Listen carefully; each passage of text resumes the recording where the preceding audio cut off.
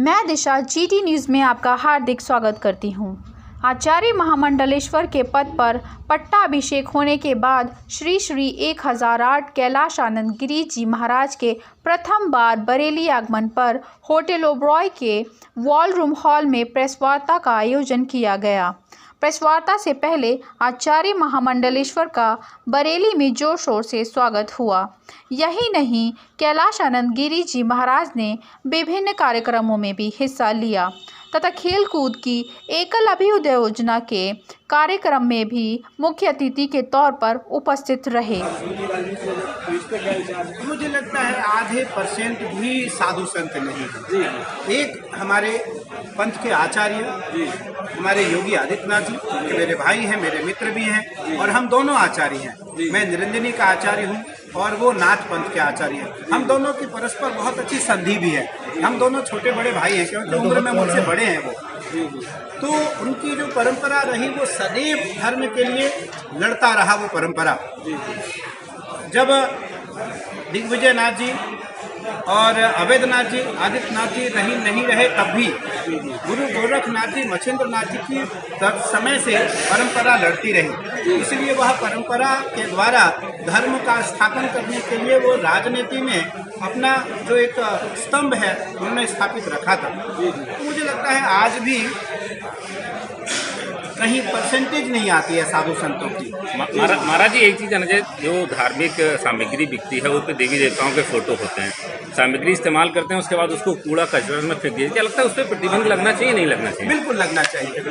मैं इसका बहुत विरोध करता हूँ कि किसी भी चीज़ पर हमारे देवी देवताओं स्टिकर नहीं लगना चाहिए, प्रतिमा नहीं लगनी चाहिए। उससे क्या है कि हम वस्तु का प्रयोग करके उसे कूड़ादान में फेंक देते हैं। अंततः भगवान को मूर्ति के रूप में ही माना जाता है, भगवान को प्रतिबिंब के रूप में ही पूजा जाता है। भगवान की पूजा प्रतिबिंब में होती है, तो इसलिए भगवान सदैव पूजनीय है और भगवान की पूजा मंदिरों में, मठों में, घरों में और दिलों में की जाती है, होनी चाहिए। क्या मांग करते? महामंडलेश्वर ने बरेली के प्राचीन अलकनाथ मंदिर पहुंचकर महंत कालूगिरी महाराज से खास मुलाकात की और आश्वासन दिया, हम सदैव आप सभी के साथ हैं।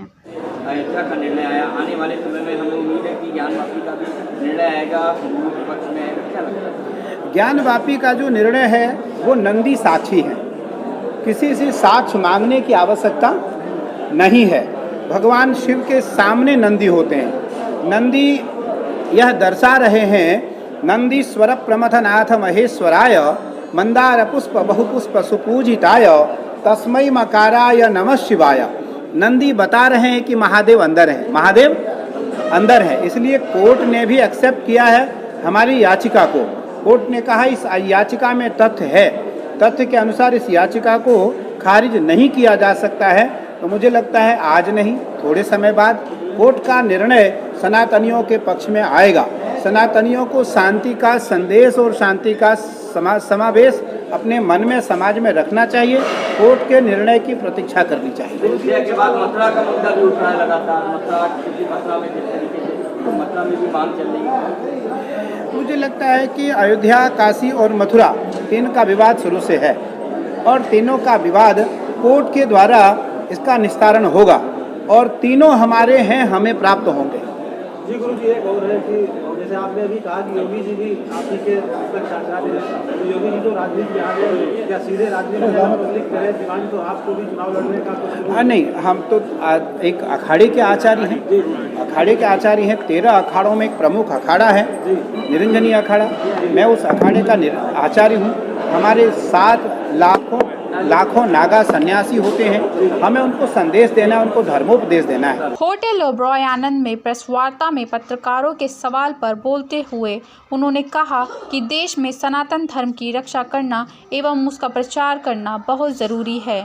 ज्ञानव्यापी के सवाल पर उन्होंने जवाब देते हुए कहा कि साक्ष्य कोर्ट में दिए जा चुके हैं, कोर्ट ज़रूर हमारे पक्ष में फैसला देगा। उन्होंने कहा, सनातन धर्म से सनातन गुरुओं को, सनातन अनुयायियों को बल मिल रहा है। धर्म का राजा धर्म की रक्षा कर रहा है। देश के बड़े बड़े पीठ काशी विश्वनाथ, बद्रीनाथ, केदारनाथ, वन्य का जीर्णोद्धार हो रहा है।